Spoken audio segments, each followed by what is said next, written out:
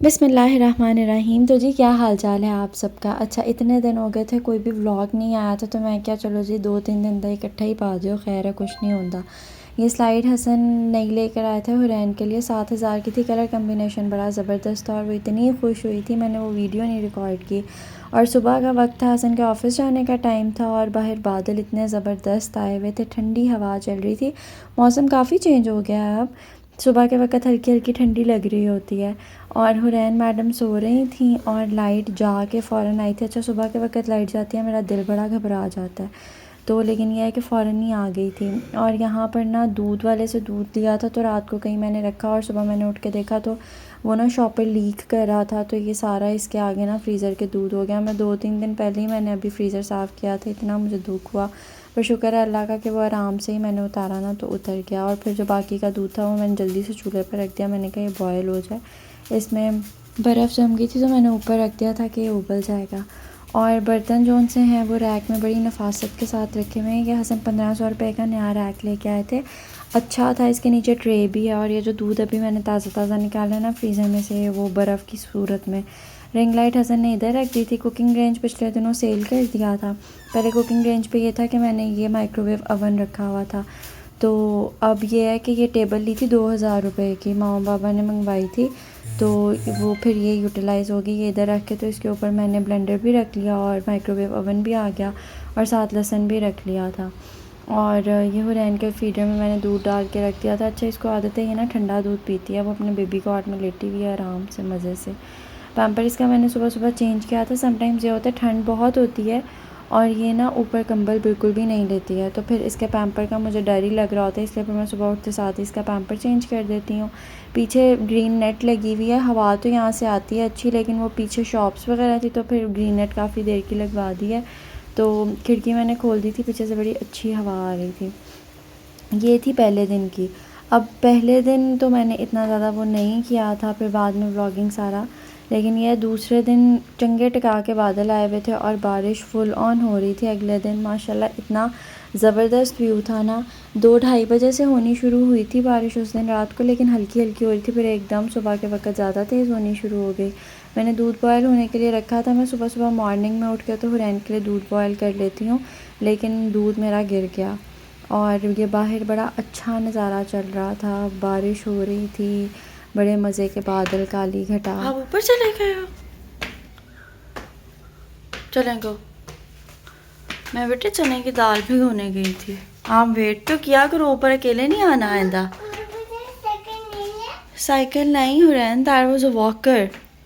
Walker अब जब बारिश हो रही है और हुरैन सो के उठ जाए और हुरैन को पता चल रहा हो कि बाहर रेनिंग हो रही है, तो बस फिर हुरैन कमली शदैन हो जाती है और इसको होता है कि अब मुझे ना बस रेनिंग में ले जाए किसी तरह कोई। नीचे गैराज में तो ये नहीं गई थी, लेकिन यह है कि फिर इसने मुझे कहा कि मैंने ऊपर छत पे आना है, और ऊपर छत पे आके इसके कपड़े ये साफ़ थे लेकिन ना इसने बस फिर ऊपर आके जब मैं इसको ऊपर छत पे ले आऊँ और इस तरह बारिश हो रही हो, तो फिर मैं इसको नहीं मना करती किसी भी चीज़ से, फिर मैं इसको खेलने देती हूँ। बस मैं इसका ध्यान रखती हूँ कि ग्रिल को टच ना करे या ग्रिल की तरफ ना जाए, क्योंकि उसके ऊपर वायर्स वगैरह लगी हुई हैं, लेकिन इसके अलावा ये जो करना चाहिए ये करती है। और फिर नीचे आके मैंने इसको अच्छे से नहला धुला के, तो अभी अपनी बुक लेके गई है। फ्रॉक की इसने एक बेल्ट तोड़ दी और अब इसको पेंसिल चाहिए। Okay, mama will give you. तो उसको अच्छा जी, मामा पेंसिल विल देने के गिव यू। साथ साथ मैं हसन के कपड़े भी प्रेस कर रही थी। और फिर मैंने चने की दाल ऊपर रख दी थी, इसमें मैंने नमक, मिर्च, सुरख मिर्च थी, नमक थी, हल्दी था और अदरक पीस के, तो वो मैंने डाल दिया था कि ये गल जाएगी खुद ही। बर्तन थोड़े से पड़े हुए थे वो धोने थे। अब किचन जो सा है वो पहले तो बहुत ही गंदी हालत में था, लेकिन ये है कि दाल को मैंने तड़का लगा दिया था, सब्ज़ मिर्चों ऊपर काट के डाल दी थी। धनिया था नहीं, इसलिए धनिया का मैंने ज़्यादा कष्ट नहीं की धनिया के लिए कि मुझे कहीं से मिल जाए तो मैं डाल दूँ, वो मैंने ऐसे ही रहने दिया। और बर्तन मैंने धो के रख दिए थे, थोड़े से बर्तन बस पड़े थे, कूड़ा मैं साइड पे रख देती हूँ, वो फिर शाम को कूड़े वाला आता है एक ही दफ़ा फेंक देती हूँ। चावल भी मैंने भिगो के रख दिए थे, अभी धोए नहीं थे, बस भिगो के रखे थे कि भीगे होंगे तो चलो आराम से पक जाएंगे। कपड़े मैंने धो के डाले थे, पहले फैले हुए थे, तो फिर जो सूख गए थे वो मैंने तय लगा के रख दिए थे और हुरैन के मैंने सारे ना एक ही जगह ग्रिल पे रख कर दिए थे। अब यहाँ पर हुरैन दूध पी रही हैं और दूध पी के फिर बस मैंने इसको सुला देना। इसने अपनी टांगों पे हाथ पे मार कर मेरे से लिपस्टिक लेके वो और नेल पॉलिश लेके वो सारी चीज़ें इसने अपने ना मुंह के ऊपर और टांगों के ऊपर लगाई थी जिस हद तक ये लगा सकती थी। इसके बाद मैंने इसको सुला दिया था। 5:30 का टाइम हो रहा था, अभी तक अल्लाह का शुक्र है ये सोई रही थी। 3 बजे सुलाया था, बच्चे पढ़ रहे थे अपना। और यहाँ पर अब ये था कि दाल रेडी हो गई थी वो पहले ही।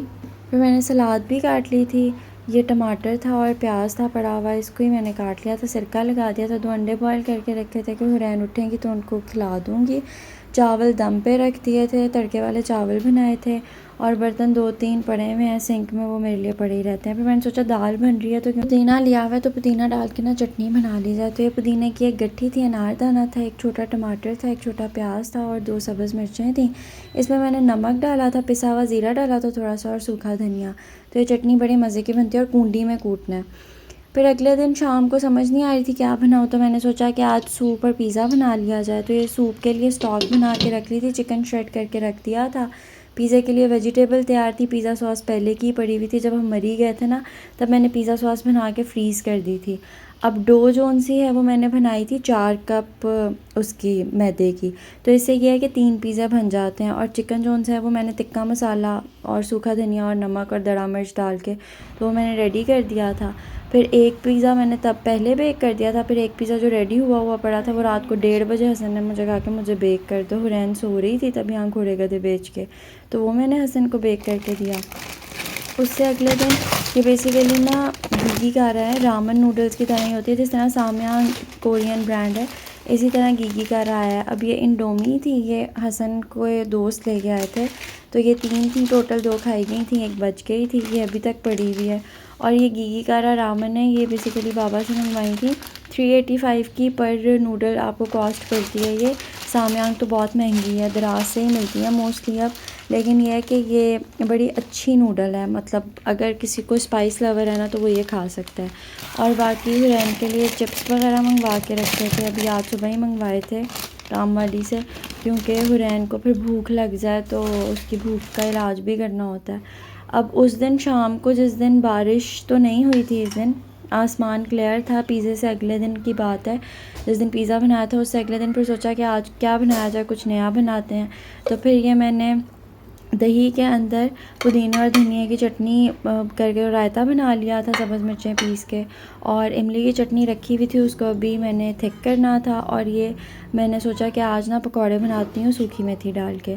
तो ये 3 दरमियानी साइज़ के आलू थे, इसके अंदर 2 दरमियानी साइज़ के प्याज बारीक काट के डाले थे, धनिया सब्ज़ मिर्चें डाली, 1 टीस्पून नमक का डाला, 1 टीस्पून लाल मिर्च का पाउडर डाला, 1 टीस्पून सूखे धनिया का पाउडर डाला, थोड़ी सी दड़ा मिर्च डाली, हाफ़ टीस्पून इसके अंदर मैंने सफ़ेद ज़ीरा डाल दिया साबुत।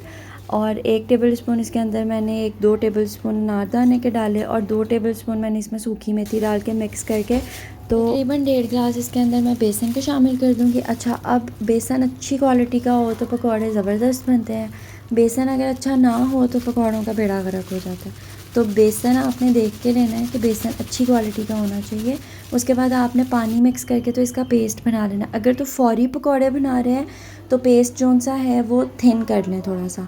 अगर ठहर के बनाने हैं तो थोड़ा सा थिक पेस्ट रहने दें, क्योंकि प्याज पानी छोड़ देता है। यहाँ पर इमली की चटनी रेडी है, इसमें मैंने कॉर्नफ्लोर डाल दिया, इसके अंदर मैंने नमक डाला था, सुर्ख मिर्च डाली थी, दड़ा मिर्च डाली थी, ज़ीरा पाउडर डाला था, धनिया पाउडर डाला था, चाट मसाला डाला था। और ये सारी चीज़ें डालने के बाद मैंने इसको रेडी कर लिया था। किचन की हालत कदरे कुछ बेहतर है अब, पहले बहुत गंद पड़ा हुआ था, अब फिर कुछ बेहतर क्या है। हैंडी एलिफेंट लेके आए हो?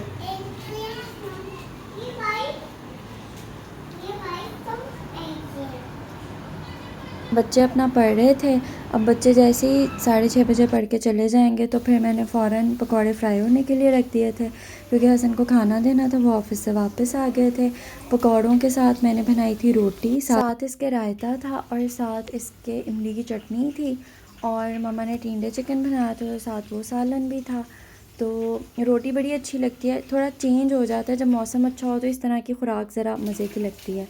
तो ये 3-4 दिनों की रुदात थी जो कि मैंने सम अप करके एक व्लॉग के अंदर आपके साथ शेयर किया। उम्मीद करती हूँ कि आपको वीडियो पसंद आई होगी। अगर पसंद आई हो तो चैनल को लाइक, सब्सक्राइब, शेयर करें। अपना बहुत ख्याल रखें। अल्लाह हाफ़िज़।